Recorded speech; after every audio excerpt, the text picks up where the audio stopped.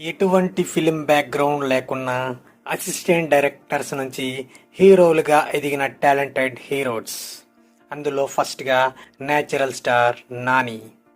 Natural star Nani గారు first వచ్చి assistant డైరెక్టర్గా కెరియర్ని ప్రారంభించారు. నెక్స్ట్ వచ్చి రవితేజ గారు కూడా ఫస్ట్ అసిస్టెంట్ డైరెక్టర్గానే స్టార్ట్ చేసి కెరియర్ నుంచి ఇప్పుడు సూపర్ హీరోగా ఎదుగుతున్నారు. అండ్ రాజ్ తరుణ్ ఇప్పుడిప్పుడే ఫామ్లోకి వస్తున్న రాజ్ తరుణ్ కూడా అసిస్టెంట్ డైరెక్టర్గా ముందు చేసేవారు.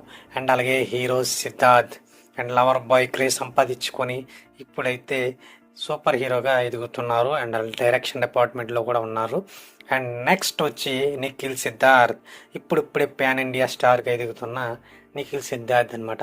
ఇంకే హీరోనైనా మిస్ చేసుకుని ఉంటే కొద్దిగా కామెంట్ సెక్షన్లో కామెంట్ చేసి చెప్పండి గాయస్. Thank you, bye.